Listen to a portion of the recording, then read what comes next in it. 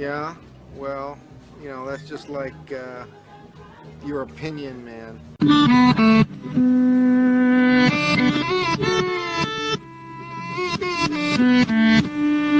Yeah, yeah, oh yeah, what condition my condition was in. Yo, what's going on, everybody? Just your opinion, man. Derek Papa coming to you on a Sunday morning. No Alon to say today. Going solo dolo.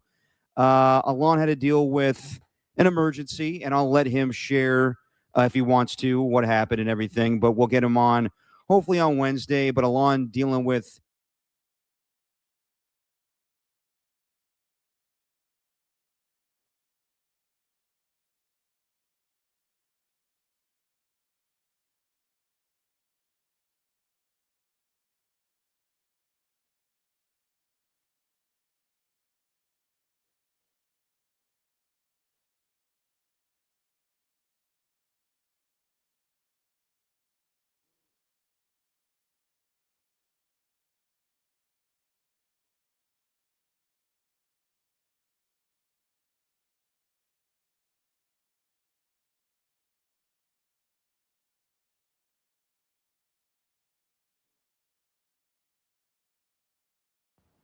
Okay, how about now? Jesus Christ. You guys got me in audio? God. Don't have a lawn and then right away things go to shit. What's going on, everybody? Just your opinion, man. Derek Papa. Nothing, Derek. It was good, but not anymore. Okay, we're all good audio wise. Jesus Christ. Good way to start the show with technical difficulties. Okay. Just your opinion, man. Derek Papa. Alonda Say out today. We'll get him back hopefully on Wednesday when we do the other show this week. And we have a lot to get to. I'm going to talk about what we saw in preseason football for the Raiders, 49ers, and big news with the 49ers just a couple of minutes ago, about an hour ago. George Kittle off PUP, looking like it's turning in the direction that he may play week 1, but I do not know if that's a good idea. And I'll have more interaction in the chat today because I'm all by my lonesome. We got Rocka Nuera, we got Ernie One, and we got the skills report. What's going on, guys? And I wish I had Alon, but there are bigger things going on with him right now, and I'll let him talk about it when he comes on the show, hopefully on Wednesday, but we'll see when he returns. I have questions for him, though, but I'll ask the chat tonight, or I guess during the day. I have questions for you guys that I'll bring up sports-wise that happened in the last couple of days here. Has any destination fit a player more than Klay Thompson in Miami? I think it's the perfect fit, mainly because of where Klay Thompson's going to play. He's going to be in the beautiful weather. He can bring his boat out, and he's got beautiful women all over Miami. So I think that's a great destination for Klay Thompson. Plus, the Miami Heat desperately need three-point shooting. So I love that Klay was able to get a buyout with the Dallas Mavericks. That franchise is going in the right direction, I guess, with Cooper Flag. But as far as Klay, they're not going to win anytime soon. So I think it was the right move for him. And he gets to team up with Andrew Wiggins. And, yeah, the biggest thing is, well, I guess not the biggest thing, but something that we all thought of when we saw Klay Thompson go to Miami. It fits his lifestyle. Klay loves being a bachelor. No strings attached, not with Megan Thee Stallion anymore. So I think it's a good spot for him. And I stupidly forgot the other day when I was on Dirty Work that Rocco has passed away. So I was like, as long as Klay's got the sunshine and a place to sail his boat and walk Rocco, he'll be fine. And then, of course, Marcus Thompson had to remind me that Rocco has passed away, which is unfortunate. And I don't know if Klay will ever replace his dog. But, yeah, as long as Klay's got the sunshine, I think it's a perfect spot for him. I want to say I saw, though, he was on IG Live reacting to the news and said something along the lines of, why would I go back to the Golden State Warriors? They didn't believe in me. And he still got hard feelings about that whole situation. I hope one day they make amends and he retires as a Warrior. I think that day will happen. But as far as him playing, it's easy for him to potentially come off the bench with the Heat, then do it with the Warriors. Come back in a lesser role. not the same guy that Klay Thompson once was. And we'll see what his role is with the Miami Heat. So, yeah, I think it's the perfect destination for Klay Thompson. Another question that I have for you guys, and I was going to ask Alon, but I'll ask you guys. You surprised Boston Red Sox fans booed Rafael Devers? I'm not whatsoever. Should they have booed him? Like, you're asking fans to be rational, and the whole point of being a fan is you're fanatical. So this time a year ago, Rafael Devers was traded to the San Francisco Giants, and there was, actually, much later. Or actually much earlier. June, he was traded, and then came to Boston, he was traded in June, and the whole reaction to him not wanting to play first base, all the reports out there saying that he wasn't a good teammate, he was selfish, and kind of those reports carrying over with the Giants. I remember Will Clark saying that he wanted to work with him at first base, and Rafael Devers wasn't willing to come out there early. I don't know. That was kind of blown out of proportion. Anyway, the way that things ended with Rafael Devers in Boston, I'm not surprised that the Boston fans reacted that way. And also, it's Boston. They have a history of doing this type of thing. They're going to be cruel to former players that they feel like did a disservice to them. So should they have give him a standing ovation? Absolutely, they should have. Talking 2018 World Series champion, what he meant to that franchise? Yes. And I totally understand why Susan Slusser and Andrew Baggerly and Dave Fleming all thought that should be the case. But that's the rational way of thinking about things. What's reality? Boston fans are ridiculous. So they always were going to boo him. I'm not surprised whatsoever. And I did like that he rubbed it in their face with a home run. They lost yesterday too, just the way the Giants season is going. But I'm not surprised whatsoever that the Boston fans were booing Rafael Devers. And then lastly, the question that I was going to ask Alon, but I'll ask you guys, how bad do we need John Gruden in the broadcast booth once again? So I was totally, late to this whole thing. I know that John said this offseason that he wanted to do some play-by-play. I did not know that he was going to be filling in for Chris Myers on the Buccaneers broadcast. Last night, he did that in the preseason broadcast.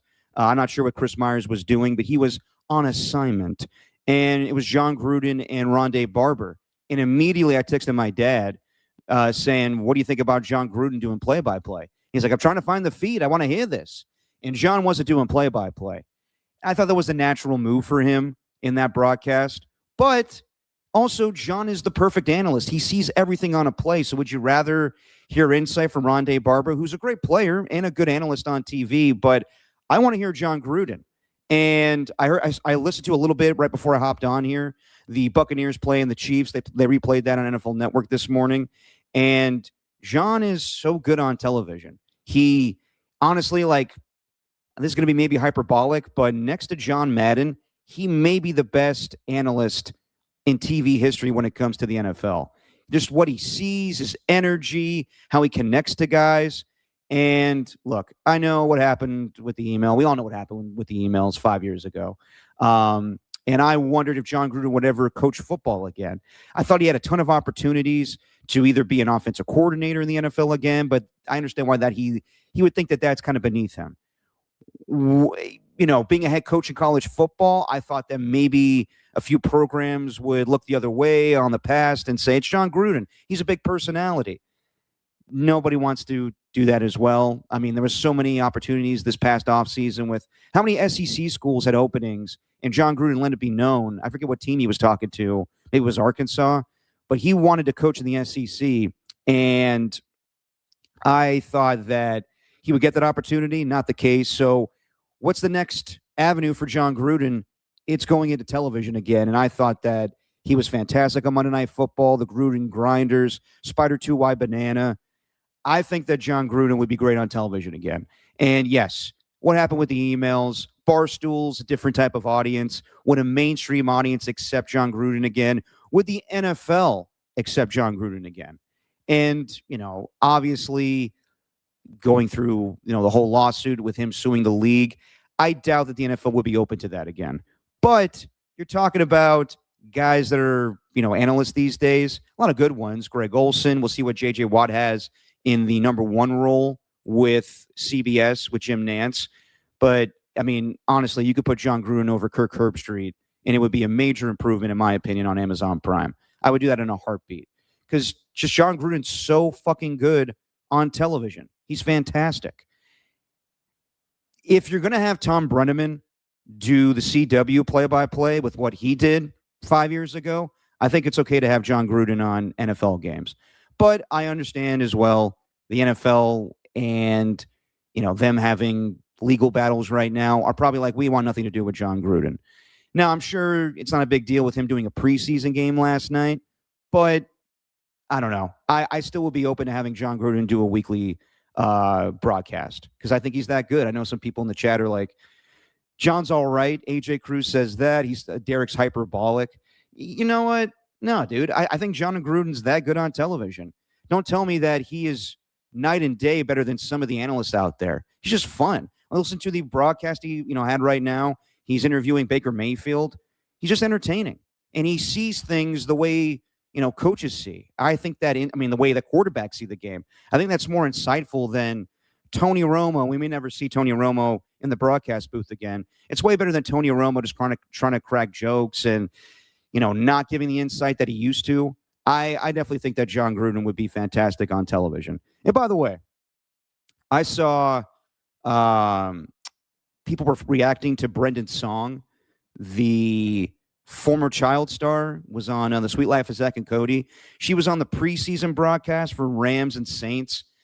People acted like she was the main analyst on that broadcast. There was Jordan Rodriguez with The Athletic. I think there was a former player in the booth with them as well.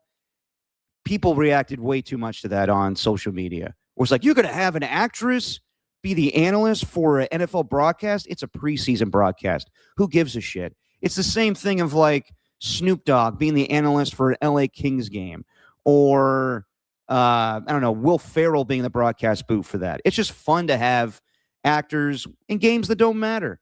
So it was a preseason game. Who cares? It was fun. It's not like she's doing regular season games. All right. As far as the preseason action, let's start with the Raiders because Fernando Mendoza, a lot of intrigue with him being the first overall pick, naturally. And he got extensive playing time against the Houston Texans in their preseason game. Raiders ended up winning that game 22-20, coming back from a 20-3 deficit.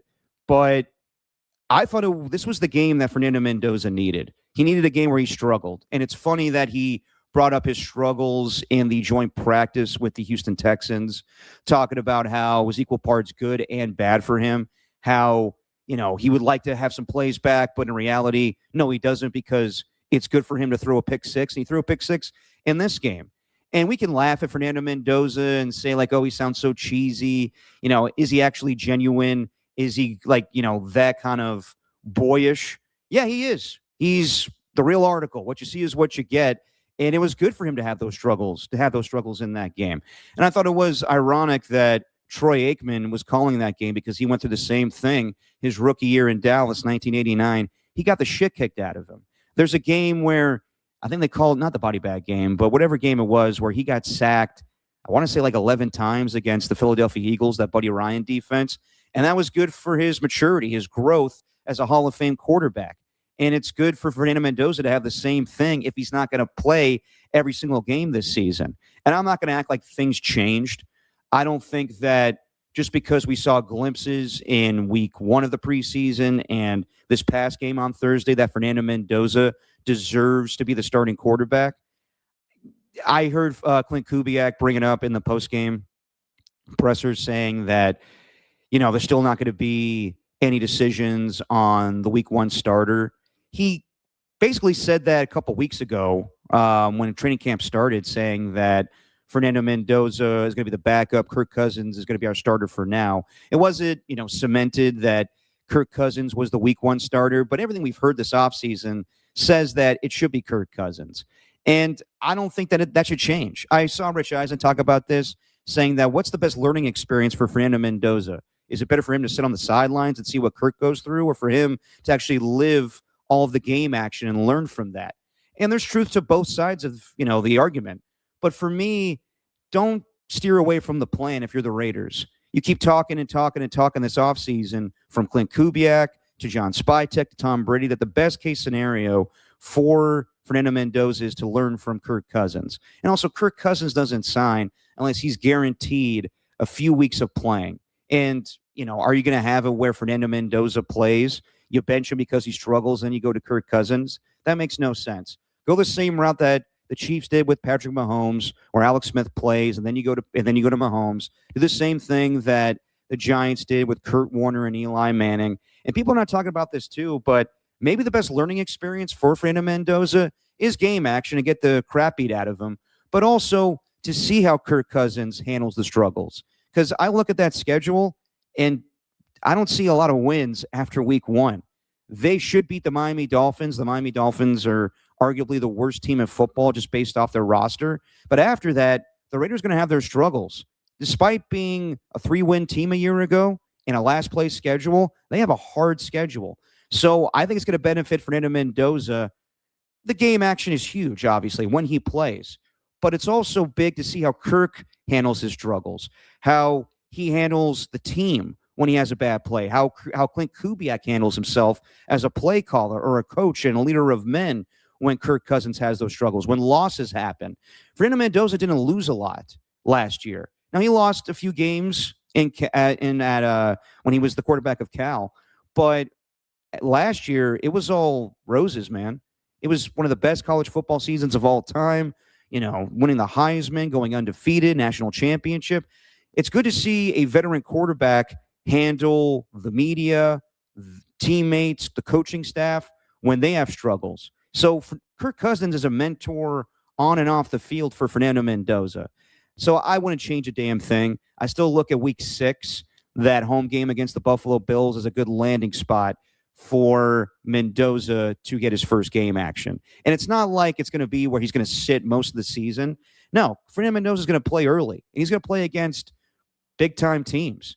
The Bills, I think they have the Rams back-to-back weeks, not to mention who they're going to play in their own division. So it was good for him to kind of have like a trial by fire with the Houston Texans in that pass rush in joint practice. And then Jadeveon Clowney as a backup pass rusher in the preseason game on Thursday. It was all good for Fernando Mendoza. But still, the best course of action is for him to come in week 6 or earlier, later, whatever it may be. But Kirk Cousins should be the starting quarterback for the Raiders. As far as this game, 8 of 15, 86 yards, the 1 pick 6. Fernando Mendoza, even with the struggles, looked pretty good. He had a nice pass over the middle to Jalen Naylor on 2nd of 15 for 25 or 22 yards. And then on the pick 6, I think a couple plays later, he sees Mike Washington in the flat.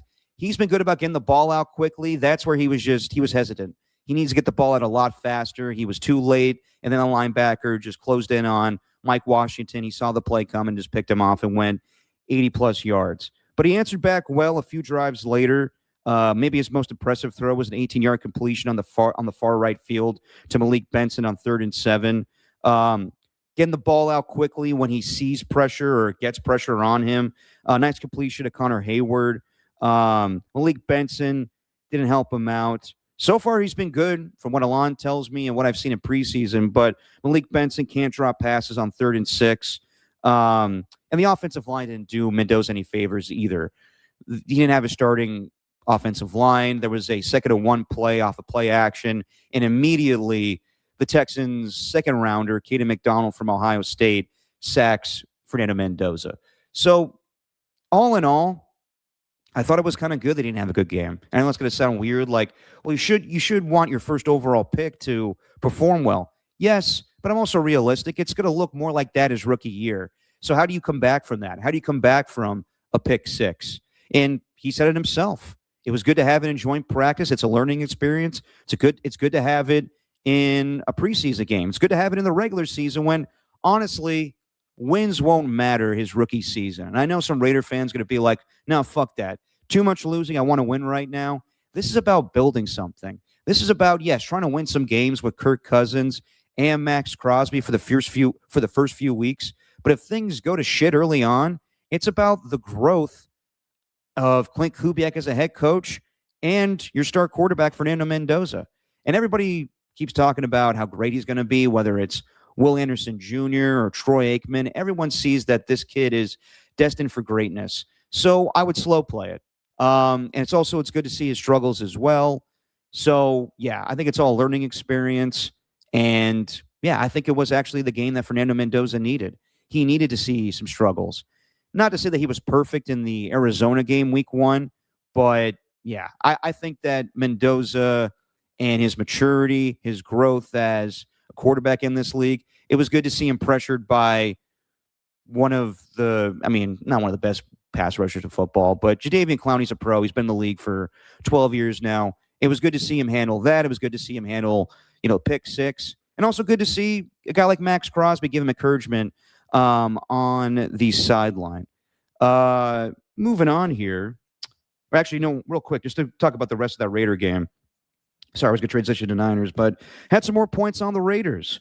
Mike Washington, the running back from, I believe it's Arkansas. It's funny that he looks like Darren McFadden. Alon brought that up. I thought so this past game. 33-yard run. Just the way he looks, that kind of like sprinter speed he has. I think it's going to be a good 1-2 punch in the backfield where you have a bruiser and a burner in Ashton Genty and Mike Washington. He had a great run week 1 of the preseason against the Arizona Cardinals. And this game, he broke away from a defender, got tackled in the red zone, and then that's when Fernando Mendoza threw the pick 6. But, yeah, I'm impressed by Mike Washington. I asked Alon, is there some runs that Mike Washington could have that Ashton Genty couldn't? I think that's the case where Ashton Genty is going to have more of that physical running element to his game where he's going to, bulldoze over a linebacker and bust a run just based off of pure power, where Mike Washington's more elusive and he busts a run for like 75 yards because he's got the sprinter speed and the agility. So, yeah, I like the 1-2 punch that Clint Kubiak's going to have in his backfield. And, of course, that was his bread and butter with the Seattle Seahawks, having Kenneth Walker and Zach Charbonnet. Could he have that same element with the Raiders running game? And then, as far as the backups, impressive by Aiden O'Connell. I really don't know what his place is on this team. I don't know if the Raiders are going to keep 3 quarterbacks. Could he be a cap casualty and some team picks him up, like the Chargers? I know that they're not going to trade him inside the division, but is it where there's not a place for Aiden O'Connell? Teams know that they're going to cut him, and he'd be a good backup option for somebody. The Chargers' backup situation, Trey Lance looked terrible in the preseason game against the 49ers. So did DJU once upon a time with, I think it was Florida State, and I forget where else he went. But he looks bad too. So I think Aiden O'Connell looked impressive coming back from that 20-3 deficit in the second half. Not to mention Dylan Ulabe. I believe that's how you pronounce his name. I'm not sure Joe Buck was pronouncing his name the right way on the broadcast. But, the Raiders got their own little Christian McCaffrey, and I say that facetiously because he's a wide running back wearing 23. But, yeah, impressive by the backups in the second half for the Raiders to come back in that game. But really, it was all about Fernando Mendoza and the starters, Malik Benson, Mike Washington. So I would doubt Mendoza gets playing time week 3. I think it's just going to be a showcase game for Aiden O'Connell and all the guys trying to make the team on the Raiders. Just a little show of the chat here before I move on to the 49ers. Let me see here. Tacky asking me to show some tits. Not going to do that here. AJ Cruz wanted me to read the whole quote and not just paraphrase. Sorry there, man. See what else is there. Tacky, this solo video is much better than just the one Derek sent me with that. Jesus Christ, dude. All right. You guys are having fun here. All right. Moving on to the 49ers. Before I do, I want to bring up George Kittle, the news of the day, him being off the physically unable to perform list. It's incredible what he's able to accomplish here. Going from a torn Achilles in a playoff game against the Philadelphia Eagles. And we're 6 months removed from that. You're seeing more players come back from Achilles tears quicker, but I mean, regardless, it's just impressive. A guy that is George Kittle, 31 years old, a little older than that maybe. The fact that he came back and has the chance to play week 1, unbelievable. And he's going to do individual drills today. I'll get an update here to see if he actually is going to do 11 on 11. But yeah, the fact that he is in line to come back and play week 1, impressive, extremely impressive. Now, should he do this? He's brought it up himself. I think, talking to Matt Mayoko and other 49er reporters, I think they're going to be very cautious. And it sounds like that's what they believe as well, where he may put some pads on this week, practice. It looks good, but does he really want to travel all the way to Australia and risk injury week 1? Now, is that much of a difference if he plays week 2, week 3, week 4? Maybe not. But it's a 17-game season, and I would play the long game here. Jake Tonjes proved last year that he could be a good backup to George Kittle if need be. Also, you got to think about what the Rams going to deal with week 1. Are they going to have Puka Nacua? Is George Kittle going to be more of a decoy like he was when he returned last year against the Atlanta Falcons, where he was just a blocker out there, didn't catch any passes? And again, George Kittle is, if he's out there, that's great. But is it in the best interest for him to make that trip, all that travel, all the inflammation that happens when you fly up in the air? I would still lean on the side that he's probably not going to play week 1. At least that's what I would do. I would hold him out. I don't think it's that big of a deal if he doesn't play week 1. But then again, if he's healthy and the trainers sign off on it, then by all means, play. I just don't think you need him to play. I don't really know if that's the best thing for him. I think that some coaches just think of, well, I got to have him back. But I think also you're seeing a different Kyle Shanahan this training camp. You're seeing a guy that wants players to take some time. Like the whole tightness thing, I don't think there's any big-time injuries, whether it's the knee tendonitis with Nick Bosa, whatever Christian McCaffrey has. I think just you're seeing it all over training camps right now in the NFL. Myles Garrett hasn't practiced in a week. He's dealing with knee swelling. And I don't know if it's that big of a deal. I think it's just where Sean McVay's like, I don't need him to practice. I need him in the regular season. Same thing with Puka Nacua. He hasn't practiced since, I think, a joint practice the Rams had with the Cowboys. He's got a groin injury. I don't need him out there. Same thing with Kyle Shanahan right now. Christian McCaffrey, I think it's all bullshit with the speculation that he's got a contract thing, and Kyle and all the insiders have said that as well. I think that they're just like, okay, McCaffrey's saying he feels a little tightness, whether it's his knee or his Achilles. Let's not risk that. And he's back on the practice field today. So that's promising. I think Nick Bosa's been out there as well. So, yeah, I think that Kyle is going to play this cautiously. I think it's where we're going to hear a lot of reports with George Kittle in practices. He may practice with the team 11 on 11, but I still think it's going to be where they're going to hold him out week 1. And then you get 3 straight home games with George Kittle returning. That's what I think is going to happen there. All right, as far as the game, the biggest takeaway was Dejon Stribling. It's the Dejon Stribling show these first 2 weeks of preseason. And, I hate to go kind of corny nickname here, but I can hear my dad already. He's third in Dejon, and that's coming up more and more as he looks like Jawan Jennings out there. He converted 3 third downs. The plays he had, the 2nd and 15, that made it third and manageable. The one play he had where Brock Purdy was facing a blitz and he just threw to Dejon Stribling quickly. The 3rd down play he had over the middle.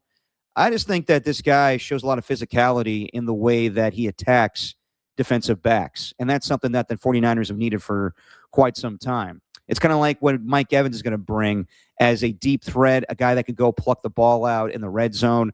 And that's what I want to see from Dejon Stribling.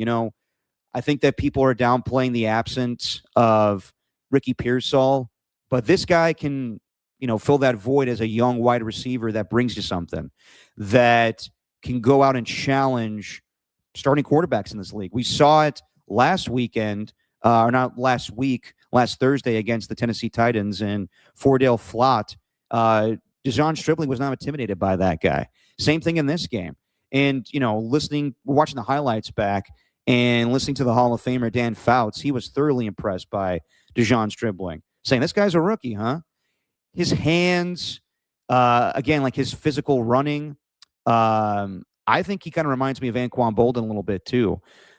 People have thrown out Michael Crabtree. I think that's just because of the jersey, but also there's similarities there. Now, the one thing with DeJon Stribling, he can't drop that pass, the walk-in touchdown. And it's 2 weeks in a row now where he's had kind of crucial drops. The third down over the middle, he dropped that play. The touchdown that he dropped, that's where you still see him as a rookie, but that's not going to stop me from playing him week one. Like, to me, the starting wide receivers are obviously Mike Evans, Deebo Samuel, and DeJon Stribling. I don't need to see DeJon Stribling play in week 3 of the preseason. I think that's where you're going to see a lot of guys just rest. I don't even know if Curtis Rourke's going to play in that game. But I think that DeJon Stribling has shown more than enough. This past game, 4 catches, 46 yards. I would rest him in the last week against the Raiders. As far as other things from the preseason game from the 49ers, not surprised to see Deebo Samuel, maybe in a preseason game, but not surprised to see him on punt returns, the first time in his NFL career.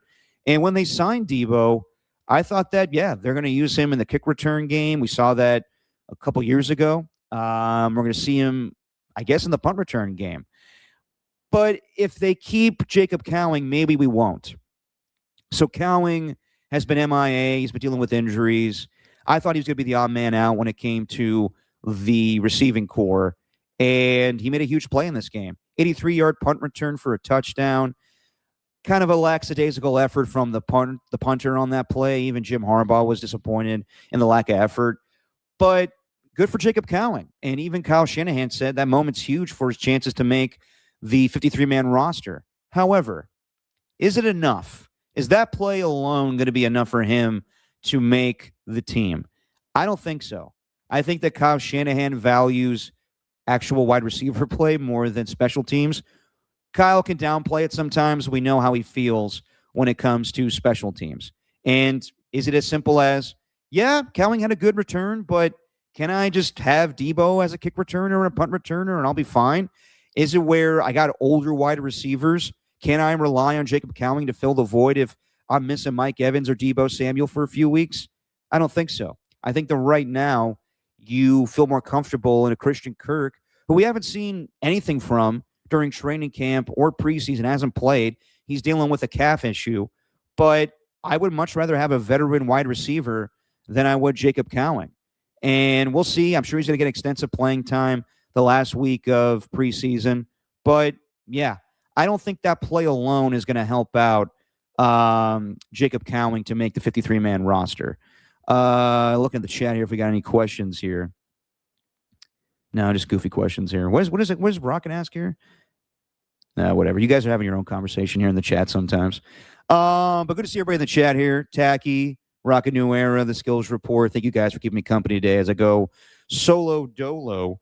And then, yeah, as far as anything else with the 49er game, I don't know what's going on with left guard. I think that it's up in the air. They had to have Austin Pleasance come over, and he got hurt. Robert Jones got hurt. Connor Colby, Carver Willis. I don't love their offensive line situation. I think that I really thought they should have done something to address it in the offseason. They decided not to. They're rolling with the same guys. And Trent's obviously going to be a Hall of Famer and still got it at left tackle. But there's going to be games where Trent is hurt too. So how is that left side of the offensive line going to hold up? We'll see who wins that left guard position, but I really don't feel good about that. And one more thing, Romello Height making a play on Keaton Mitchell in the backfield. Good to see that. But again, I still don't feel comfortable with him being a starting pass rusher opposite Nick Bosa. So I've talked about this ad nauseum. Are they going to add a veteran pass rusher? Not a lot of options out there. Vita Vea's off the table with getting a contract. Nick Bosa's still out there, but Nick Bosa said don't count on that. Maybe we'll see. There might be better options for him to go play on an NFC South team that have been ravaged with injuries right now. So, yeah, we'll see who they add. I think they're going to add somebody. I think they have to. But, yeah, good to see that from Romello Height. And good to see Jaden Duggar make a play on special teams, causing a forced fumble. Tatum Bethune on a sack later on in the game. So you're seeing good play from the younger players on defense. But yeah, still don't love the pass rush situation with the 49ers. Skills Report asks in the chat here, Derek, do you see Trent Williams playing more than 12 games? It's hard to put a number on it, but I mean, I hope so. Like, bottom line, the Niners just need to stay healthy. And there's going to be moments where they're going to be banged up and people are going to freak the fuck out. That's fine. But with Trent Williams, does he play more than 12 games? Yeah, I'll say he will. Like, how many games did he miss last season? Was it just the one? The last game, the regular season finale against the Seahawks? Yeah. Even though he's 38, I'll give Trent the benefit of the doubt. I think he's going to play more than 12 games this season. Now, can you say the same for Bosa? Can you say the same for even McCaffrey, Mike Evans, George Kittle, all these older players? That's the question. Even Fred Warner. Not a lot of injuries in his career, but now that he's suffered his big first one, do we see kind of a domino effect? And again, I'm not hoping for any of this shit. You just got to think about this stuff when the Niners are an older team. So as far as Trent, I'll give him the benefit of the doubt. I say that he plays more than 12 games this season. All right. As far as other big things from week 2 of the preseason, not a whole lot. But since we're doing the AFC North preview today, I'll bring up the Browns quarterback battle. Shedeur Sanders, 9 of 11 yesterday for 74 yards, 1 touchdown, 1 interception. The 1 interception wasn't his fault. The wide receiver had it clanked off his hands. It's picked off. Deshaun Watson came in, and he was 5 of 12 for 36 yards and an interception. And he just doesn't look good at all. Like, to be honest, he is highly inaccurate, overthrows his receivers, puts too much on the ball, too much arm strength. And honestly feels like he's got nothing there in his arm in some throws. Like, I saw one the other day. Somebody on Twitter posted it saying, like, it looks like he's got helium in his arm. Yeah, I would say that's an accurate description of what's going on with Deshaun Watson. And the Cleveland Browns fans just booed the hell out of him. The whole thing's awkward. Like, I thought it was a done deal that we would never see Deshaun Watson play for the Cleveland Browns once he tore his Achilles, and just all the backlash they received when they traded for him, all of his past transgressions, the fully guaranteed contract, and just his terrible play. And I'm also not going to act like Cleveland Browns fans booed him because they felt some moral way about what he did in the past. Like, I remember Browns fans having horrible, horrible things written on some signs in favor of Deshaun Watson and all of the accusations with the masseuses. I'm not acting like they had an epiphany and being like, we got to stand up for all the people, all the victims of Deshaun Watson. Now, they were pissed at him because of the way he played. If he balled out, all the Browns fans would just back him. I think it's just all the bullshit that came with Deshaun Watson. But yeah, the last image I have of Deshaun Watson playing quarterback was him getting booed. Cheered. Cheered because of his injury. And I didn't like that. I'll say this. Me and Steven have had many conversations about Deshaun Watson. And I don't think me and Alana have really touched on it. But with Deshaun Watson, I don't really like that the Browns fans cheered him when he was injured. I think that's a bad look. That being said, he's a really unlikable guy. And it's hard to get past all the shit he did, so, reportedly. I mean, who knows? But it seems like it's overwhelmingly, all the evidence shows overwhelmingly that he did these things with the masseuses. And that's terrible. It makes him, in my opinion, a bad person. That's how I view it. But I knew that he was going to get another opportunity in the NFL. I knew that offseason where he was exonerated from all the accusations, that a team was going to go above and beyond to get him. It was just kind of disgusting that it was the Cleveland Browns and the way that they did it, giving him a fully guaranteed contract. And the way that it was reported, the way that NFL Network covered it and ESPN. There was a point in time where Deshaun Watson was the next great quarterback in the NFL. What he did with the Texans, that rookie season, what he did at Clemson, winning national championships, beating Alabama, one of the better games of all time. I think it was 45-41, and he was a star. And then he gets drafted. He has an all-time rookie season, tears his ACL, but comes back and has an amazing playoff game against Josh Allen. But that's not the same Deshaun Watson in his play and personality. So I thought it was a foregone conclusion that he was done. Then you hear all these reports that the Browns want to get their money's worth. That Jimmy Haslam and the type of owner that he is, he's going to get his pound of flesh. He wants Deshaun Watson to play that last year of his contract. And if they cut him off the team, it's $40 million in dead cap. Now, does that matter at this point? Not really. But then again, it was enough of a point that they didn't want to incur all that dead cap with Myles Garrett, so they traded him post June 1st. So he's due $30 million this year, whatever it is. I think it's close to that. I had it here. I had it written down the amount of money that Deshaun wants. Yeah, he's due $30 million this year, and it'd be $40 million in dead cap if he was cut off the team. So I thought it was a foregone conclusion that he was going to be the starter for them the first couple weeks, and then Shedeur takes over. That's an easy transition where the younger guy takes over and he never looked back. And also the Browns are on the road the first 2 weeks. Week 3, if Deshaun Watson plays like shit, it's easy to go to Shedeur Sanders. But it's pretty clear that Shedeur has outplayed Deshaun Watson. Now, is that still going to be enough for Shedeur to win the starting job? Maybe not. Maybe it's still the same logic that I just said, where Jimmy Haslam's like, I want to get my money's worth. We're on the road the first 2 weeks. Let's just play Shedeur Sanders. But then you see the press conference with Deshaun yesterday. I'm sorry. Let's just play Deshaun Watson. I'm talking about when it comes to what Jimmy Haslam's mindset is. Sorry, I'm just getting this audio here. But then I saw this press conference with Deshaun Watson after the game. And this may be the determining factor here. So let's play Deshaun Watson yesterday talking to the media and the reaction of him getting booed by the Cleveland Browns fans. That winning and playing better would eliminate some of that booing? Last time I played on this field, I tore my Achilles. And that same fan base, they cheered when I got hurt. So does that have to do with what does that have to do with anything about performance?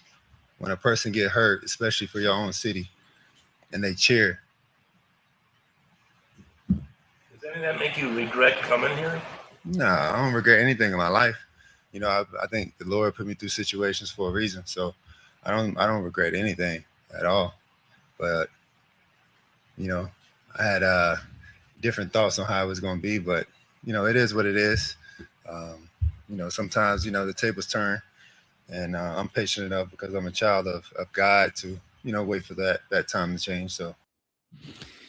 Okay. So a lot of things there. Deshaun Watson saying that he's a child of God and using all of that, whatever. He never regrets anything in his life. I hope you do if all that stuff is true with the masseuses. But then again, I've tried to separate the player from what he's accused of, but it's harder with Deshaun Watson. Like I said before, he's just an unlikable guy.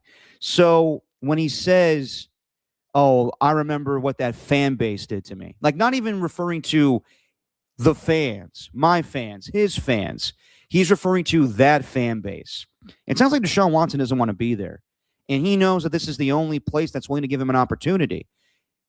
But at the same time, it sounds like he's over it. It sounds like he just wants to move on to a different team. And I'm sure Cleveland Browns fans, I mean, that's pretty clear with them booing him. But I'm sure for the sake of the Browns organization and their PR, that they want to move on from Deshaun Watson. But I don't know, this sympathy thing that he's trying to play right now, like, give me a break, dude. Like, yes, it sucks that they cheered you. They cheered your injury. But also, can you blame him? Like, dude, you're a hard guy to get behind. Like, it is overwhelming, the evidence and the accusations that are around Deshaun Watson. And the Browns took a huge hit trading for him and giving him that contract. but they stood by him. And then he played like shit, and he's playing like shit now. So the easy move for the Browns is to play Shedeur Sanders, a guy that everybody likes for the most part. Like, is he the answer for them? Absolutely not. I think that it's more than likely that he is not going to be their starting quarterback in 2027. They got 2 first-round picks. They got a lot of draft picks from the Myles Garrett trade. I think it's where they're just going to see what they have in Shedeur Sanders and maybe even Dylan Gabriel. But that's an easy thing for the fans to digest. Is Shedeur Sanders, this college superstar, to be the quarterback of their team for a season? But for them to have to endure another season of Deshaun Watson and he says this shit, I don't know that the Browns can play him after that. And Todd Monken downplayed it in his press conference. He was like, hey, man, come on. He kind of reminds me of Joe Biden a little bit, where like he just like doesn't act like things are a big deal, but like in the way he talks too, was like, hey, I talked to Deshaun after the game. I was like, hey, you know what? You're gonna get booed. Booing happens. It's a different deal though with Deshaun Watson. It means so many different things on so many different levels. But when he comes out and says that fan base, like him pitting himself against the fan base for this upcoming season, I don't know, man. And again, it may be where the Browns just don't give a shit. And they're like, whatever, well, let's just, we have to get our money's worth. Let's play Deshaun Watson the first 2 weeks on the road against the Jaguars and the Buccaneers. Then we come back home week 3. If we're 0-2, let's just go to Shedeur. But I wouldn't be surprised also. Daniel Jeremiah brought this up before they went to an NFL Network live broadcast. He was doing like the halftime show and highlight show. He thinks that Deshaun Watson's done in Cleveland. Like tomorrow, it might be announced where the Cleveland Browns have a starting quarterback, and Shedeur Sanders gets the starting gig, and Deshaun Watson might get cut. That goes against everything that we've heard this offseason, what Jimmy Haslam wants to do. I wouldn't be surprised if they do anything. It's the Cleveland Browns, after all. They could easily just keep Deshaun Watson and not care what people think, or they could cut him off the team with the way he handled things yesterday. Bottom line, Deshaun Watson's not my jackass of the week, but he's kind of close to it. He's in the running for it with just how he can't read the room. He thinks that he's a victim here. Dude, you should have just been happy that the Browns, it's pretty accurate. The Browns are willing to bring you back. They're willing to try things out for another season. You have an opportunity to put good tape out there, but instead you had to let everybody know that the Browns fans pissed you off and they disrespected you. Okay, that could be the case. It is disrespectful to cheer a player while he's hurt, but also let's not act like you came in this situation with the best PR, the best image. So bottom line with Deshaun Watson, I just don't think he's the same guy anymore. And that's, well, obviously no shit, Derek, but like the guy that we all rooted for, the guy that was promising in this league, the guy that was going to be one of the best quarterbacks in football, that guy is gone. That guy has no remorse for all the shit he does. And it's hard to get behind. It's hard to support. I remember Chris Collinsworth, I don't know what game it was. I want to say it was a preseason game. Me and Steven talked about this, where he was like, can you separate what he's done off the field? Can you, as a broadcaster, not bring that up? And the truth is, it's hard not to. And it's just hard to forget when he plays the victim yesterday after a poor preseason performance. The easy answer here is play Shedeur Sanders and move on from Deshaun Watson. But I'm not sure that the Browns going to do that. So let's go to the AFC North preview here. Easy transition when talking about the Browns. And let's start with them. Browns had interesting offseason. People are down on Kevin Stefanski, and I kind of get that a little bit. I like him as a play caller. I think that he definitely turned things around with the Browns, being 2-time Coach of the Year. But there was some questionable play calling a year ago. Nevertheless, the Browns wanted to move on, and they fire him. I thought it was kind of a, head scratcher of a move. I thought that owner's running things into the ground. He's got a good general manager in Andrew Berry, a good head coach, but maybe they just needed a scapegoat. So they move on from Stefanski. They hire Todd Monken. Nobody was going to hire Todd Monken as a head coach in this league, but they do. And it's probably because maybe some promising young coaches turned down this gig. Like there was just all these reports that Tom Pelissero had that the Browns were making their head coaching candidates fill out like a questionnaire, like IQ test or shit like that. And some people just pulled out, whether it was Mike McDaniel or Grant Udinsky. All these guys were not interested.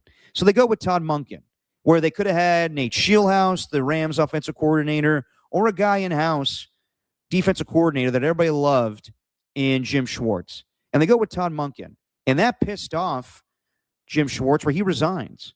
So they don't have him. He's beloved by the fan base, the players. Their defense was the best part of their football team a year ago. And they bring in Mike Rudenberg from Atlanta as their defensive coordinator. So there you go. Todd Monken's brought in to, rejuvenate the offense, and Mike Rudenberg as the defensive coordinator. They reworked the entire offensive line. It's a brand new offensive line. They got Elton Jenkins, Zion Johnson. They trade for Tyus Howard from the Houston Texans. And then they go that route in the draft. They draft Spencer Fano. I thought they had a pretty good draft here. They had Casey Concepcion with their other first-round draft pick. They draft Denzel Boston in the second round, Emmanuel McNeil Warren. So they got some players. And then the big move, obviously, was trading away their star player in Myles Garrett, the guy that had 23 sacks a year ago, a NFL record. They trade him away for Jared Verse, first, a second, and a third. So we know what's going on with the Browns. They're playing for the future. They know they're not going to win. They're trying to see what they have quarterback-wise, but just like the Jets, just like the Cardinals, they build everything else up, and they're waiting for the quarterback of the future. And they're trying to see if Shador's that guy. So my biggest question for the Browns, I got a few here, because they're not a promising team. It's just, what's it going to look like without Myles Garrett? Will the defense hold their own without Garrett? They got some big-time players, Grant Delpit, Denzel Ward. They gave those guys contracts. I think Alex Wright, their young pass rusher, just tore his Achilles. So you're down two of their better pass rushers from a year ago in Garrett and Wright. They brought back, they try to get Jadeveon Clowney back. They try to get Zadarius Smith back, but both those guys signed for better situations in Atlanta and the Texans. They signed Derek Barnett this morning, and he's an older pass rusher, but still could get to the quarterback. I just don't know about their defense without Myles Garrett and without Jeff Schwartz. Is it going to be, or Jim Schwartz? Is it going to be, that same defense we saw a year ago, causing turnovers again to the quarterback? You're missing 23 sacks a year ago. Can Shador Sanders be a part of their long-term plans for quarterback? And I don't think he's going to be. I think he's a guy that can sell jerseys. I think he's a guy that give you flash plays. But as far as their long-term answer, no. I think that they're looking for, honestly, probably Arch Manning. Jimmy Haslam has a strong connection, Tennessee guy through Peyton Manning. So I'm sure that he would love Arch Manning to be the quarterback of their team. But are they going to be bad enough? And that leads me to also, is Tom Monken going to be there past 1 year? Like, it seems like they just settled on Tom Monken because they knew their team was going to be bad. And they needed a guy that was so grateful for the opportunity that if they had to switch, if they had to, get a guy in that could really develop the quarterback, is that guy going to be Todd Monken? I'm not so sure. Again, he's been thoroughly entertaining in these press conferences. The one he had earlier this year with Myles Garrett, where they asked him, have you talked to Myles yet? Or have you talked to Gary yet? He was like, Myles? No. Like, he's, he doesn't pull any punches. He's extremely honest with the media. I enjoy that. But is it going to be where he's going to be the long-term answer at head coach? I highly doubt that. So same thing with me when it comes to the Cardinals and the Jets. The Browns, they're trying to build a culture and develop young players, but they're also trying to lose to get a better quarterback. So, yeah, they're just a shit show right now when it comes to the quarterback position and Deshaun Watson. I think it's best just to, rip the Band-Aid off, go with Shador for the time being, and try to get that quarterback, that big-time quarterback for the future. All right, moving on here to the Cincinnati Bengals. and they had a hell of an offseason. We all knew what their problem was for the last 2 years. It's the injuries to Joe Burrow and their defense. So they didn't make any changes to their coaching staff, which is kind of surprising because if you miss the playoffs for the last, 2 seasons now? Yeah, 2024 and 2025, 3 seasons actually. You would probably make some big time changes. And to Zach Taylor and Mike Brown and who's their GM?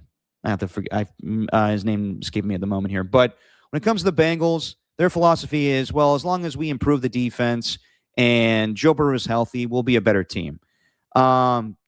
Duke Tobin, that's him, GM of the Bengals. I think that they probably are the most promising team in the AFC North right now on paper. If they are healthy and the offense is what we anticipated being with that receiving core, then I have a lot of faith in the Cincinnati Bengals. But they got to stay healthy. Joe Burrow's got to stay healthy. And that defense is going to be better than what it's been the last 3 years. So they make some big-time moves, and that's usually not Bengals-like. They don't spend a lot of money, but they realize their problems this offseason. They go out and sign Boye Mafe from the Seattle Seahawks. They sign Jonathan Allen. They sign Kyle Duggar. They sign Brian Cook. And they make a big-time splashy move in trading for Dexter Lawrence. I was not anticipating them doing this. They trade 10th overall.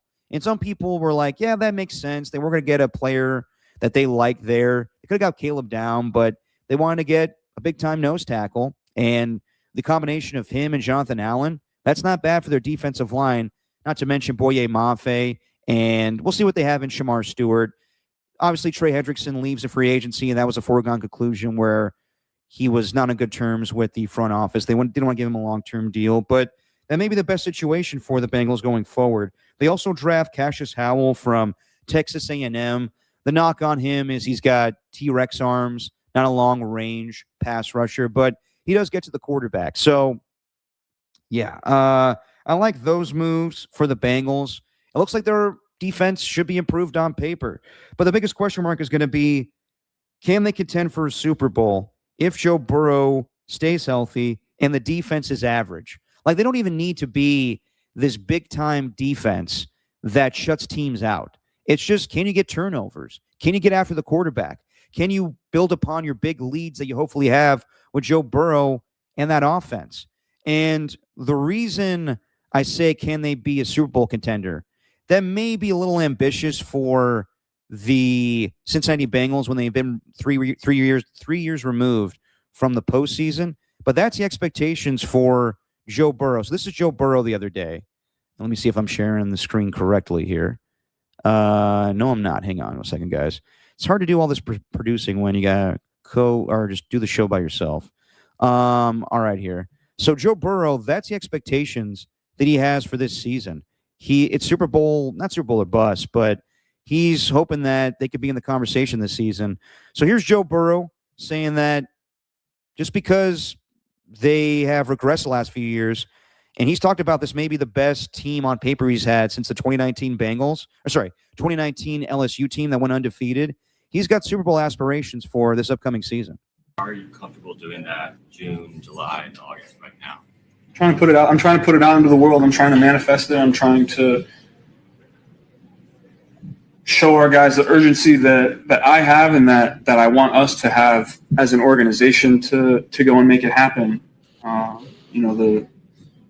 You can keep pushing it down the road, or you can talk about it now and say this is the year. And I'm tired of saying next year. This is it. Your life is too short to keep pushing things down the road, and I'm trying to instill some urgency and some intensity in everybody to go and be great every day and try to go make it happen. And that's what we want to hear from your starting quarterback. And, obviously it's a big what if he stays healthy this season. I'm trying to get the right backdrop here. Come on. There we go. Yeah, I got to fix that. Anyway, that's what you want to hear from your star quarterback. He doesn't give a damn that they haven't been to the postseason the last 3 years.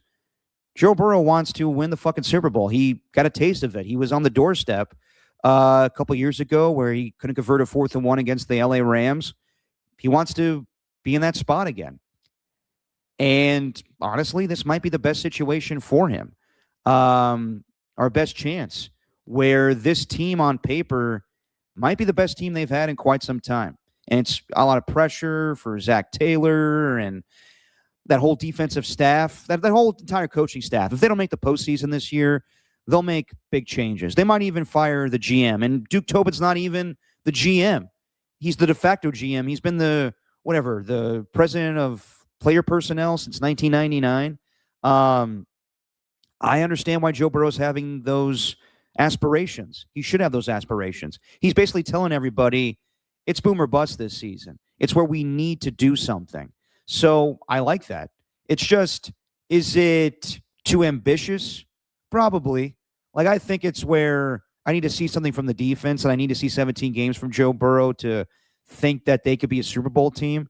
When we look at the AFC, I mean, it's obviously the Bills. It's the Houston Texans. We'll see about the Baltimore Ravens, as I talk about them in a couple minutes here. But it's kind of up in the air. You know, you got the Denver Broncos, the New England Patriots. It's competitive. I would say that it's definitely more competitive than the NFC. But I don't know if any of these teams are like Super Bowl caliber. Like, I think there's more Super Bowl caliber teams in the NFC, and there's less dominant teams in the AFC. So I think the Bengals are good enough to win this division. I just don't know if they're good enough to be a Super Bowl team. And can they beat the Texans? Can they beat the Bills? Can they beat any of those teams in the AFC West? I'm not talking about the Raiders, obviously. Broncos, Chiefs, Chargers. I don't know right now. But I think by default, they're the best team in the AFC North. And maybe that's tipping my hand of who I think is going to win this division. But I don't blame Joe Burrow for having those aspirations. He's been on the sideline way too much the last season. It's not so much where I want to make the playoffs. I want to do something this year. And people make a big deal about where he wants to be in a few years from now. Does he want to be a Cincinnati Bengal? Time will tell with that. I think we kind of look into that a little bit too much. I think that he's just frustrated, and sometimes he thinks more about just football. So I think that it'll be a cold day in hell when the Bengals decide to trade away Joe Burrow. But who knows? Crazier things have happened in this league. That would be crazy, though. That would probably be the craziest thing. A quarterback in his prime traded away. Yeah. I think that Joe Burrow is going to stay a lifelong Cincinnati Bengal. It's just where he's putting pressure on his teammates, the coaching staff, and the organization. All right, moving on. The Baltimore Ravens. So, huge change this offseason. John Harbaugh fired after 18 seasons. I was kind of surprised by that. Stephen Langford brought that up. I remember beginning of the season. Maybe even was when they had like a 1-5 start. But the organization wanted to move on. Steve Bisciotti said that it was a matter of time. Even if they won that game, the kicker makes it against the Pittsburgh Steelers the last game of the regular season, they still were going to move on. So they move on from John Harbaugh, and they hire a guy that was a part of their coaching staff, a guy that they didn't want to leave, a guy that could have been their Mike McDonald. Like, they were upset that Mike McDonald left to go to Seattle, and they didn't want to make the same mistake twice, where Jesse Minter was a part of that organization, left to go to Michigan, followed Jim Harbaugh to the Chargers, and they wanted him back. They want that young CEO type to lead their organization of the future. So Jesse Minter comes back to Baltimore as head coach. They bring in Declan Doyle from Chicago to be their offensive coordinator. So it's going to be more of a running game type offense, more of a 2 tight end set. Is it going to be Ben Johnson like? Declan Doyle goes back with Sean Payton with the Denver Broncos. He wasn't the play caller with the Chicago Bears, obviously, but helped kind of coordinate that offense. Not kind of. He was the offensive coordinator, but he was integral to their offensive success a year ago. So he comes over to Baltimore. And the Ravens changing things up with their head coaching hire. Went swinging for the fences initially, trading for Max Crosby for 2 first-round picks. And then they get cold feet. And then they look like the same old Baltimore Ravens. But when they made that move, I was like, holy shit. Great destination for Max Crosby. Great move for the Baltimore Ravens that have needed pass rush for years now. Haven't had a premier pass rusher since Terrell Suggs. But they fail him on the physical. They go their usual route of getting like an older veteran. They bring in Trey Hendrickson. Not a bad move, but not a great move either. Like Max Crosby, in my opinion, however long he's going to play, 10 times better than Trey Hendrickson. Nevertheless, that's their move of the offseason. They lost Tyler Lindenbaum. They draft Vega Ione from Penn State. They regain those two first round picks back. So they want to set up their future. And really, it's kind of a ho-hum offseason. It's just, yeah, we thought that last year was an anomaly, even though we've been trending in the wrong direction for years now. But Lamar Jackson's an MVP quarterback. You know, we're bringing back Derrick Henry. We gave Zay Flowers a big-time contract. We're going to be the Baltimore Ravens of old. But I'm not so sure about that. You know, they have a lot of stuff that's gone on this offseason. This past week, Rashad Bateman, their wide receiver, arrested for smashing his baby mama's car. And we'll get all the information, but it sounds like the allegations are he was destroying her car while his child was inside the car. Not a good situation. We'll see where that goes. And also, they brought back Calais Campbell. I think he's close to 40. Good veteran to bring on this team. He's dealing with a lot. Like, this is just a terrible situation. I don't even know how you come back from this. A couple weeks ago, his mother was murdered by his brother. Like, that's just, I don't even know what to say. It's like, I don't want to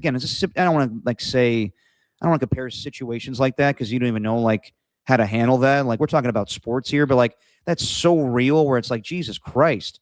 Like, do you even want to come back and play football? And for Calais Campbell, he's handling it well, I guess. Like, we don't see what he goes through day in and day out, but he's talking to the media, and he's going to be there for the Baltimore Ravens. Like with the Chiefs, Eric Bieniemy having to deal with his son shooting his wife. Like, Jesus Christ, how do you handle that as a person and then come back and try to be a professional? I commend those guys for coming to work and dealing with that shit. That's just awful. But yeah, the Baltimore Ravens dealing with a lot this offseason. You know, not to mention a huge change in their coaching staff, their leadership with Jesse Minter. So kind of like with the Buffalo Bills, my biggest question to them is the coaching change going to make them Super Bowl contenders? Like, that's what they're playing for at this point. It's not to win the AFC North again. They've been on the doorstep too. They lost the AFC Championship game to Kansas City. Good opportunity there where, you know, turnovers in the red zone. What could have been against the Buffalo Bills a couple of years ago with Mark Andrews dropping that 2-point conversion.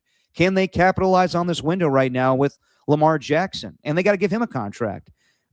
Maybe this offseason, but pretty close here where they got to manage the cap and increase his AAV, but bring his cap hit down. So, yeah, time is of the essence when it comes to the Baltimore Ravens. And like with Joe Brady and the Buffalo Bills, he's not going to have growing pains. He's not going to have, you know, trial by fire. It's going to be where we need success right away. So I'm not so sure that they did enough this offseason where I think differently of the Baltimore Ravens. Still going to be a good team, but I think more highly of the Cincinnati Bengals than I do the Baltimore Ravens at this point. And then lastly, the Pittsburgh Steelers. And if you were like to think, if you were going to think who won this division a year ago, I think it would take you a minute to be like, who was it again? Oh, yeah, it was the Pittsburgh Steelers by default with the Baltimore Ravens missing a field goal last year. The Pittsburgh Steelers won the AFC North at 10-7, and they were dog shit in the postseason, losing 30-6 to the Houston Texans. So naturally, you would think, all right, tear it down. Mike Tomlin, just like with John Harbaugh and the Baltimore Ravens, huge changes. Mike Tomlin steps down, resigns as head coach after 19 seasons, and mixed reaction from the fan base. I'm sure they respect the job that Mike Tomlin's done, but also they wanted to move on. And he got a lot of shit the last few years. I think the fan base, the media was like, it's the same old thing with Mike Tomlin. 9-8, 10-7. Either you win the division or you're a wild card team and you get shit stomped in the playoffs. It's never where we approve. It's never where we're going to be a contender in the AFC. We're just lucky to be the 6th or 7th wild card. So naturally, you think with the Pittsburgh Steelers history, they're going to go young at head coach. They're going to bring in Chris Shula. They always bring in these young defensive-minded coaches, whether it was Mike Tomlin, Bill Cowher, or Chuck Noll. This time around, they just totally surprise everybody in bringing Mike McCarthy. And when that news was announced, I was shocked. Even though Tom Pelissero was kind of alluding to it, he's very tight with Mike McCarthy. But when he had the tweet saying Mike McCarthy, the hometown kid, is coming back to coach the Pittsburgh Steelers, you're like, wow, they're going that route? Mike McCarthy, his third chance at head coach in this league? And when Mike McCarthy gets a bad rap, I think it's the stuff that Aaron Rodgers said about him maybe 10 years ago. The mojo thing with the Dallas Cowboys. People just think he's kind of a stumbling idiot. Like that press conference with the Dallas Cowboys, what he's introduced after winning a Super Bowl with the Green Bay Packers. He joins the Dallas Cowboys and says in the press conference, well, I told Jerry Jones I watched every snap of this team last year, and I lied about that. Why would you say that? So the perception of Mike McCarthy hasn't been great since he's left Green Bay, to be honest. But he's had a ton of success. Every year, they were, a perennial playoff team. Is that more Aaron Rodgers? There's a point in time where we thought of Mike McCarthy like a Mike Tomlin, like a Sean Payton, like these guys that have won Super Bowls, and they just bring their team to the postseason every single year. But once Aaron Rodgers kind of brought us back behind the curtain a little bit, it was like, is this guy that good? And then he goes to Dallas and has success, really makes Dak Prescott into the quarterback that he is today. But he lost every single year. Lost to the 49ers, got shit stomped by his former team in the Green Bay Packers. His replacement, Matt LaFleur, goes to school on his team. So do we think differently of Mike McCarthy? And he was also not fired, I guess, by the Dallas Cowboys. He was not retained. It was a contract dispute. The Dallas Cowboys wanted him to come back for either less, the same amount of money, and Mike McCarthy was like, this is ridiculous. I'm going to move on. And I thought the league was just going to forget about Mike McCarthy. He was doing hits on the McAfee show. I thought it was going to be where his time was done. And the Pittsburgh Steelers give him a third chance. Think about the franchises he's coached for. The Packers, Cowboys, and the Pittsburgh Steelers. So I think it's a great opportunity for Mike McCarthy. And think about just him being, a childhood fan of the Pittsburgh Steelers, coming home, his parents being happy for him. But also the fan base is not happy about this whatsoever. The majority of fans are like, Mike McCarthy, that's where we're going. And this franchise is incapable of doing a rebuild. It's kind of like the San Francisco Giants. The word rebuild is not in their vocabulary.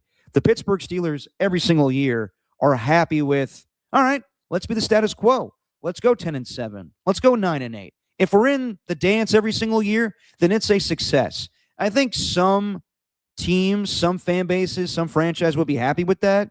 With the Pittsburgh Steelers that have won how many Super Bowls now? What is it? 7 for them? No, 6. It's 6. Yeah, 6 with the Pittsburgh Steelers, 6 with the Patriots. Yeah, 6 for the Pittsburgh Steelers. Fans want change. Fans want to tear it down. They're tired of this older team changing the quarterback, going to Aaron Rodgers at 42 years old. But the Pittsburgh Steelers just want to keep doing that. You bet your ass that they're going to bring back Aaron Rodgers if he wants to play. They want to add to the receiving core with Michael Pittman. They're going to pay all their pass rushers, even though it doesn't make sense. But they're going to pay everybody on their team, not big-time money, but T.J. Watt, Herberg, who's the other guy? Alex Highsmith. They're all going to make money on this team. And then when it all blows up, maybe they have to rebuild. Maybe that's when Omar Khan loses a job. But the reason Mike McCarthy got this job is because he's a Pittsburgh guy, what he's done with quarterbacks, what he's done with offenses, and his connection to Omar Khan going back to New Orleans about 26 years ago. And this team needed changes with their offense. So I understand why they're hiring Mike McCarthy. I understand why they're doing the same old thing. But I also understand why the fan base is like, Jesus Christ, let's just move on at this point. So they're off season, big, and moving on from Mike Tomlin, bringing in Mike McCarthy. They trade for Michael Pittman. They needed a wide receiver, too, to add to their receiving core with DK Metcalf. They signed Rico Dowdle, who was with Mike McCarthy in Dallas. They signed Jaquan Brisker from Chicago, pretty good safety. Jamel Dean also to be their corner to team up with Joey Porter Jr. You're going to see more of Jalen Ramsey playing safety. They need offensive line help. They bring in Maxi Honachor, a guy that I liked with the 49ers from ASU. He's going to be, he's going to be very green. Didn't play a lot of football in college, but promising young player. We'll see if he plays right away. They also draft Jeremy Bernard to be their slot guy. Came from Georgia, I believe. Maybe it was in Alabama. Either way, they got their quarterbacks maybe of the future on the team right now, and Drew Aller, who played at Penn State, and Will Howard. And Aaron Rodgers comes back to reunite with Mike McCarthy for one last season in the NFL. And I kind of like that. I like that Aaron Rodgers is finishing his career the way it started with Mike McCarthy. But also, I don't think it's going to go anywhere. So my biggest question with the Steelers, how will Aaron Rodgers' last season look? Like, is it going to be where it's any different than a year ago? I don't think so. Is it going to be another typical 9-8 Steelers playoff season, or is it going to be much worse? Why won't they rebuild? And that's just, the same question that every fan base has. It's just the way that this organization's run. It's a mom and pop shop with the Rooneys. But is it going to be any better than 9-8? Or could it be where they have their first losing season in quite some time?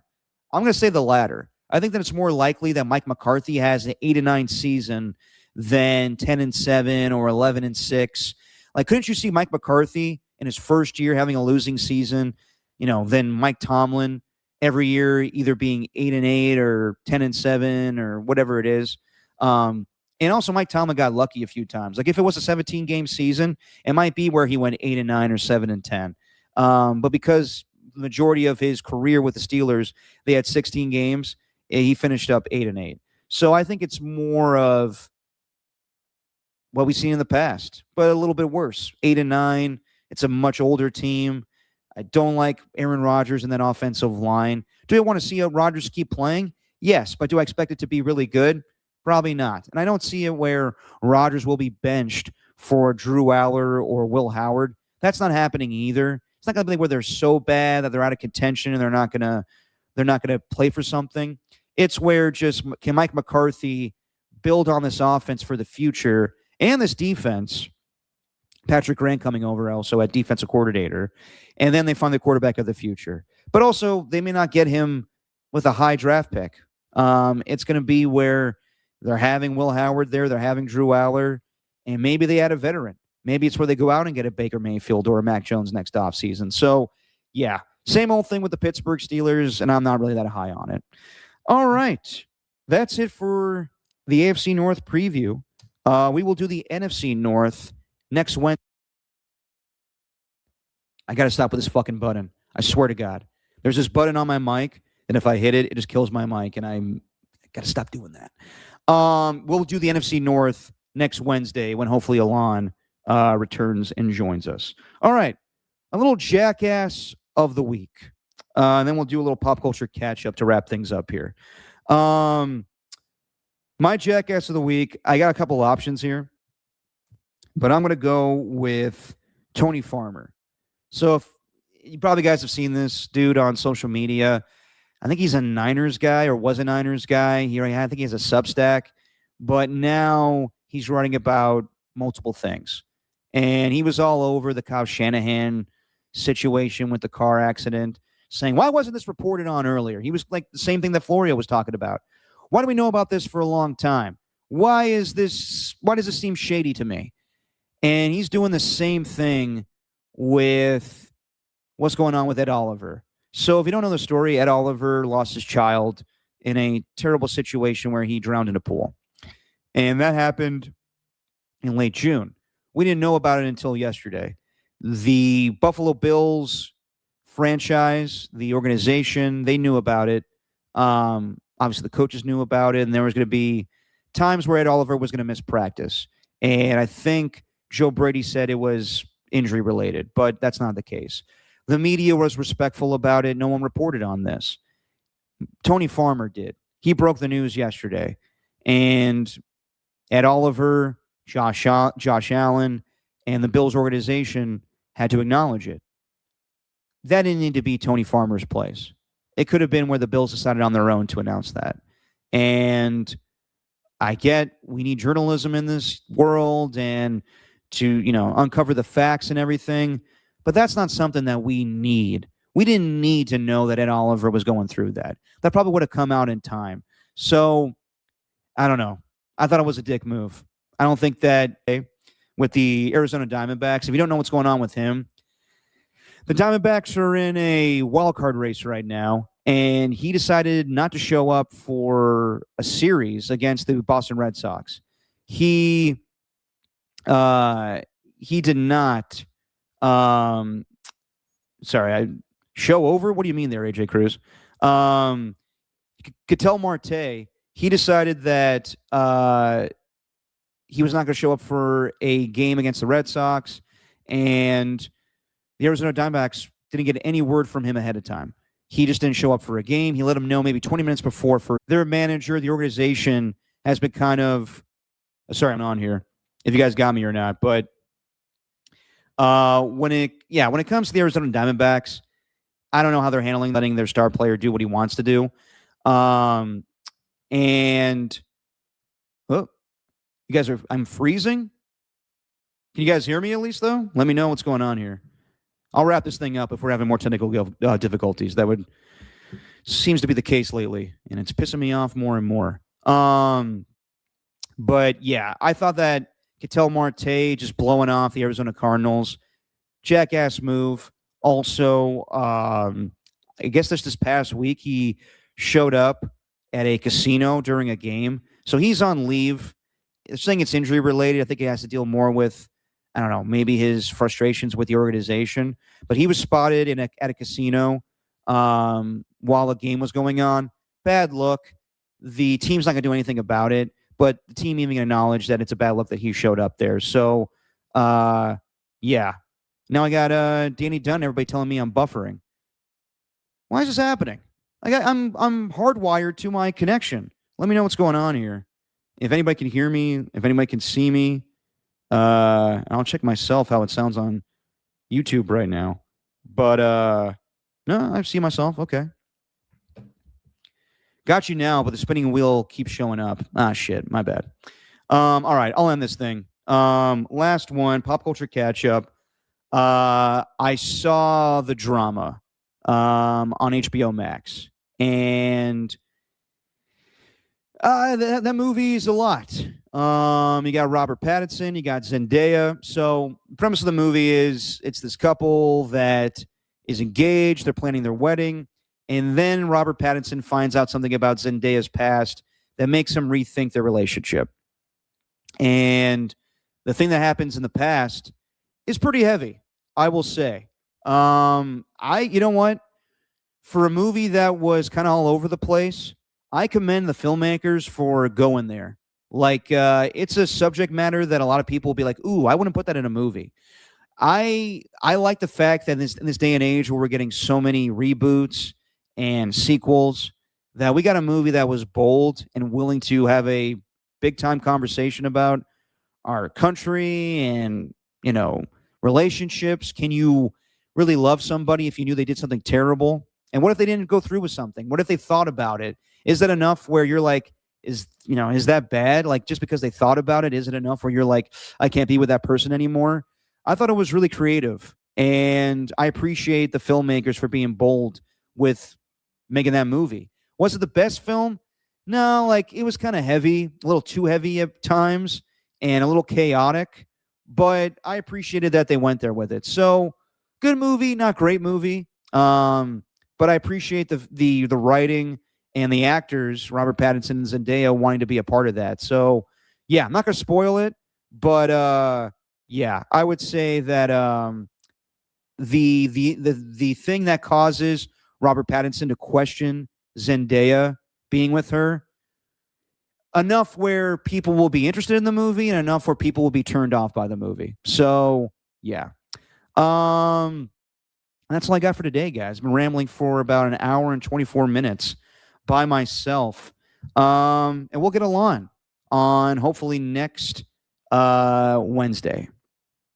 And we'll do the NFC North. We'll react to what's going on in training camps, what's new with the Raiders and the 49ers and the league in general. Maybe get some news on Aaron Donald. You know, if he's planning to play week 1 against the 49ers in Australia, he's got to come back sooner than later. And I apologize for my technical difficulties. I don't know why the fuck that keeps happening. I'm hardwired in. Shouldn't be where I'm having these connections. Yeah,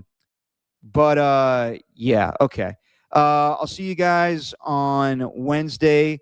We'll see you guys then to Tacky, to the skills report, to Daniel Sabaz, 5017. Thanks for showing up in the chat today. Thanks to AJ Cruz. Thanks to Rocka New Era. Thanks to Tacky, who wanted me to show tits the entire time. We'll see you guys on Wednesday. And I'll just do this myself, I guess. If you thought that I was just doing high-quality rambling for the last hour and 30 minutes, well, that's just your opinion, man. But you're probably right.